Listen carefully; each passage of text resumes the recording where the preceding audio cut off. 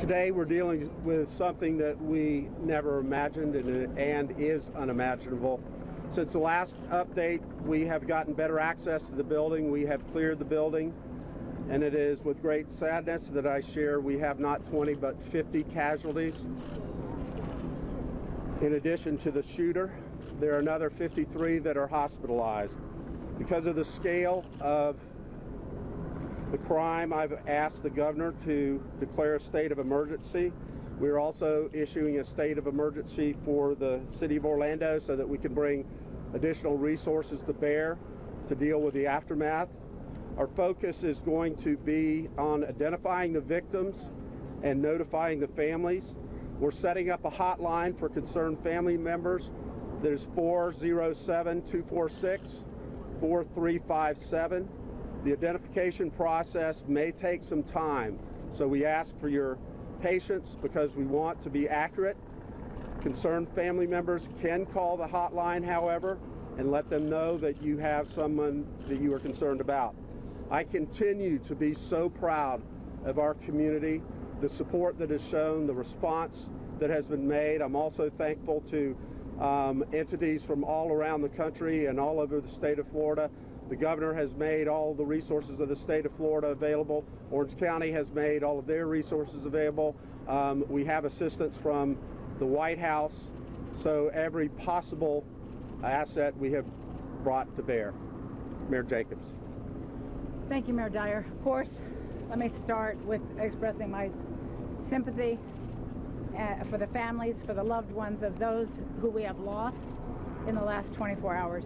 We know that this affects a large segment of our community. We know that we have a very close-knit LGBT community who has been dramatically impacted by this. So to everyone who is impacted, I want you to know that our thoughts and prayers are with you, and that we are a united community, and that what we saw last night does not reflect what we feel in our hearts and our souls here in Orange County. And I am calling on every citizen here in Orange County to never forget that we stand together in times of adversity, but we don't just stand together as the city of Orlando and Orange County. We stand together as a country. We have heard from Texas, we have heard from states all across the country wanting to know what they can do to help. So when evil like this comes to our community, we respond in force. I guarantee you we will do that again, and thank you all for everything that you do to make this such a wonderful place to be. We know it's going to take time to be able to answer the questions of the loved ones, and there's nothing more difficult than waiting to find out the status of the people that you love. Please be patient. We're doing our best. Thank you. As Mayor Dyer said, at this point, the nightclub Pulse has been cleared and deemed safe of any devices. We're in the process of clearing the suspect's vehicle, which is a van right outside. And we ask that people be patient. Unfortunately, there are many victims inside the club, but like was said, you know, our priority will be on the identification of the victims, notification of the next of kin. I also want to take this opportunity to thank all the outpouring of law enforcement support from as far away as Boston and Chicago that let us use their resources if needed. And of course, great community support from the Central Florida law enforcement community as well. I also want to commend the heroic and courageous actions of the initial responding officers who exchanged gunfire with the suspect, and also the heroic and courageous actions of our SWAT team who rescued at least 30 victims, possible victims, and brought them to safety. So again, at this point, just patience, because unfortunately this tragedy and the amount of bodies that are in there, amount of victims, is going to take some time. Chief, thank you. Can you talk again about the suspect? We'll answer questions at the end. I'm Sheriff Jerry Demings, and I join our entire community in offering our sympathy to these families who have lost loved ones. This has certainly been a tragic day for all of us, and in that this is a day of worship in most places in America, we do call upon the members of the clergy to pray for those families and for this community and this nation for healing. In the last several hours, the men and women here in law enforcement have been working diligently to ensure the overall safety of everyone involved. You all have seen most recently where there were members of our hazardous device team, our bomb units, have been working from the Orange County Sheriff's Office with units from the Orlando Fire Department to make certain that we did not have any secondary type devices or what have you that were in the crisis site itself. That process has taken an extended period of time to ensure the safety of everyone, and so that's why we have not been able to remove all of the victims, if you will, from the crisis site at this point. That process is continuing. We likely have another hour or two of operational necessity to ensure the safety before we can begin that process. But we do appreciate the collaborative effort amongst all of the different local governments as well as our state and our federal government. We've all come together in unity to address this issue, and on behalf of our entire community, we thank you, the media, for covering these events and this tragedy. Thank you very much. 50 casualties. Yeah, can you please confirm 50 dead? We'll take questions after we're finished with the prepared statements. Hello, the FBI has confirmed the subject involved in this shooting incident. At this time, we were making the notifications to the next of kin, so we will have that name to be officially released to you at the next press conference. What I want to put out right now is that, as we all know, in many situations, people come and go to nightclubs such as these. So what I'm asking is if anyone out there attended this nightclub and then left before the shooting happened, I would urge you to still call in and come and talk to our investigators, because you don't know exactly what you may or may not have seen. So we would appreciate everyone coming forward, no matter how small the evidence in your mind may be. The other thing is we are actually setting up a family assistance center at the Hampton Inn located at 43 Columbia Street. We currently have it now at ORMC, but we're going to go ahead and move it down to the hotel in order to accommodate more family members and attempt to reunite people with either their loved ones or gather information on people who have not yet been located. Can you just confirm that number again? 50? Did you say 50 deaths? Yes. 50. In addition to 53 in the hospital. You mentioned earlier that I thought we had one more. We have a couple more people who are going to speak, and then we'll answer some questions. Good morning. As many of you are aware, a little after 2 o'clock this morning, we were notified of many victims, gunshot victims. As Central Florida's only level 1 trauma center, we immediately activated our mass casualty incident plan. We immediately brought in 6 trauma surgeons to respond, including 1 pediatric trauma surgeon. We have spent the morning operating on a number of victims. We continue to operate on them. We have found many of them are critically ill as a result of their injuries. And we are in the process of trying to reunite families as we identify the names of these victims. As has been mentioned, this will take some time, and we ask for your patience.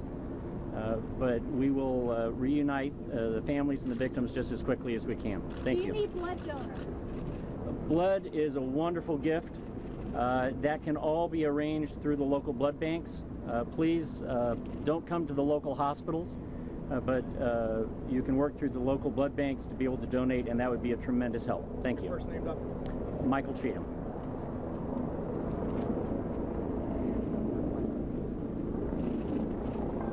Good morning. My name is Muhammad Musri. I'm the President and Senior Imam of the Islamic Society of Central Florida and National President of American Islam. I'm here today to stand as a faith leader with our law enforcement community and our city leadership in this hour of horror that was brought upon our city. I've worked with these leaders for over 20 years. I know their caliber, their strength, and their determination to make sure this city is safe. And I call on everybody in the community, anybody who has any information, to please call the FBI, share what you know. It may help answer many unanswered questions yet.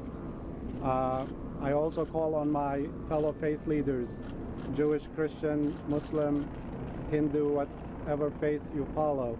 Please pray for the victims and their families in this hour, on this Sunday morning. It's supposed to be a beautiful morning, but it is already a very heartbreaking morning. And I want to praise the courageous effort of our OPD, who risked their lives, put their life on the line. One of the officers, as we heard, was injured. And that's a risk they take every day to protect us. No one could have predicted this. No one could have prepared for it. This could have happened anywhere. It's like a lightning. So they have done a marvelous job to save as many lives after the shooter began shooting, and we are glad that the situation is completely under control. There are no other shooters, that this person is not known to be connected with a network or other people. So the city residents and the visitors should feel safe. The city is as safe as the best city in the world. And I want to also caution many in the media from rushing to judgment and from, sensationalizing the story, because we do not want the story to be shifted from the focus what it is. It's a horrible tragedy. We are mourning, we are sad, we are heartbroken, and it's not really time for any sensational news and rushing to judgment. So we should all wait till information, facts come out from the investigators, and we will all see what happened, understand it, and stay together, to work together to keep our community strong. I want to thank Mayor Dyer, Mayor Jacobs, our city leaders, Chief Mina, and Sheriff Demings for their leadership, Ron from the FBI. I think many times in the past this has been discussed as the worst nightmare, and we are sorry to know that it happened to us. We don't wish this on anybody else, and we hope this would be the last of the mass shootings that our country has been going through. I think as a nation we need to look at this issue of mass shootings, because we just had one too many today, and I think we should do something about it to stop the mass shootings that are happening all the time. Thank you. Question for Ron. Sir. You were able to very early on say that the shooter appears to have leanings toward a radical Islamic terror connection. How is it that you guys were so quickly so sure of that track as opposed to this just being a hate crime given that it happened in the gay nightclub? Early on, when we had a possible identification made, we run everything to ground, whether it winds up being the actual individual or not. And so, as I mentioned earlier, at this time I can't say exactly who the suspect or the deceased shooter is. Once we're able to do that, once the notification is made, then more details will be able to be shared, most likely from our counterterrorism division up at FBI headquarters. Can you tell us what type of arsenal was found? How many rounds do you think were fired off? Right now, the weapons recovered from the suspect who is dead was a handgun and a AR-15 type assault rifle. An unknown number of rounds, but there were additional rounds. Did the suspect make any sort of call prior to the shooting, maybe to 911 or to another location, kind of indicating anything? we have no indication of that as of yet. Was there any communication with the suspect in those 3 hours before you went in? Between the arrival, the shots were fired, and you finally going in to rescue the hostages? There was some communication, but we're not going to release that right now. Why did the SWAT team wait 3 hours? Well, remember, this is a situation involving hostages, a situation involving things that happen very fast, and I think it was important for them to know exactly what they had. Once the initial shots were stopped, they were dealing with a hostage situation. So in that time, we need to set up, reevaluate, reassess what's happening, and make sure that all the pieces are in place. We have the enough staffing to take care of any situation. We have armored vehicles that come to the scene, and those were crucial in the rescue of those hostages. So anytime we have a hostage situation, we're definitely going to use extreme measures to make sure that we have enough personnel on the scene. Do you knowledge any of the hostages executed before you went in between the time that? Yeah, I can't speak to that right now. That'll all be part of the investigation. Chief, early this morning there was a thought that it may be 20 victims inside. That number has risen to 50. Is this now one of the top 5, if not the top, mass shooting in the country? Absolutely, yes it is. Yeah, so this morning, just based on what the initial officers saw, without jeopardizing any more safety, they thought there were about at least 20, but now it's up to 50. So definitely one of the worst tragedies. Say this is the worst shooting in American history, or in Orleans? Yes. Any indication that the suspect had any help, outside help? There's no indication of that right now, but that'll all be part of the investigation. Do we know if all of the 50 who were killed were shot during the initial shooting at 2, and were there any shots fired after that initial shooting at 2:02? There was an initial shooting at 2:02, numerous shots fired, and then there were gunshots exchanged between the SWAT team and the suspect at 0500 hours. So of the 50 fatalities that we have, do we know if they were all killed during that initial shooting at 2:02, or were any of them killed after that? That's unknown. That's unknown at this time. So is this classified right now as a hate crime or as a terrorist crime? At this point in time, we're just conducting a general investigation period. We'll determine officially whether it's a hate crime or a terrorism incident or even a violent crime once we have all the facts in place. We're at the very early stages, and as much as I would like to give you everything we have, we can't give you things that aren't 100% accurate, because then it's not fair to you. It does seem like you're saying less now, and you guys came back with an imam, and so I'm curious. I'm sorry? A bomb? An imam. Oh, okay. A religious leader. What has changed in the last 3 hours that you're giving us less information, but now you're calling it calm? Well, again, so since the subject has not been positively identified to the next of kin, there's not a whole lot more we can share with you at this time. Also, bear in mind that we do not want to jeopardize the investigation. While we feel confident right now there are no other threats to the immediate area or the United States of America, we need to be certain of that before we put any further information out. Were any injured by officers' fire? Was anyone injured by officers' fire, and were any officers injured? Unknown at this time. Yeah, there was one officer injured. He was hit in the Kevlar helmet with a round from the suspect. Kevlar helmet did stop that round, but the officer does have some injuries to his face from that gunshot. How would you characterize the shooting with these weapons? Did he come in shooting, or was he able to smuggle these weapons in and then? Yeah, we're still early in the investigation. Unknown how he got inside the club, but it appears like he was in there, and then the shots were fired from the preliminary information. How bad is this compared to other shootings across the country? It's absolutely terrible. I mean, 50 victims in one location, one shooting. It's absolutely one of the worst tragedies we've seen. Chief, did the casualties arrive at the hospital, or were there bodies inside? One more time? Did the casualties rise at the hospital, or were there more bodies inside than originally? Exactly. There were more victims inside than originally thought. So once it was safe for us to go in, and we determined there were no devices, that's when we were able to discover how many victims were actually in there. Can you talk about where these victims were? Can you talk about, did it seem that these individuals were trying to hide, trying to get away from the gunfire? Yeah, that's all going to come out in the investigation. Right now we're going to focus on obviously the identification of all the victims and the notification of next of kin. How long was it between that time when you thought there was 20 and then 50? How long a period was it before you were able to get in there and see the 50? At least a few hours.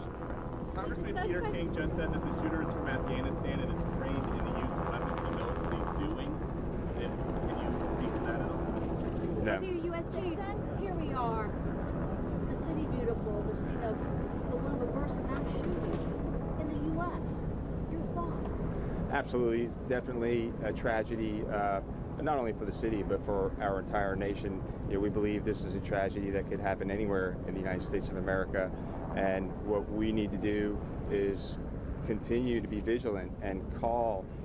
If you see something, say something, and call anyone. Call 911, call the FBI.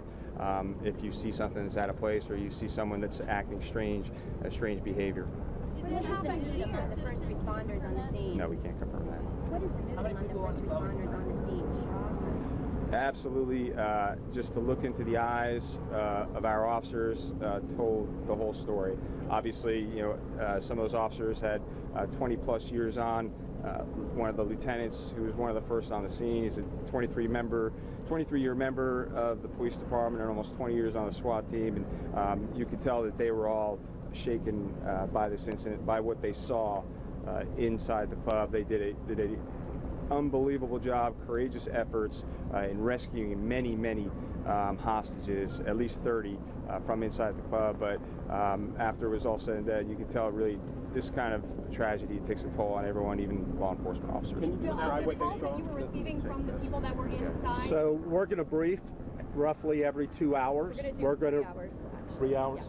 We're going to brief in about 3 hours. We're going to give you absolutely as much information as we can disclose. There are guidelines for OPD and for the FBI and FDLE, but we're going to give you everything we can possibly give to you.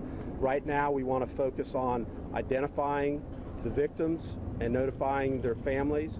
So I would hope you would lead with the information about how families can call in and check on their loved ones or give information about they might think that their loved one was among those who are missing. And can you give that information? Got it.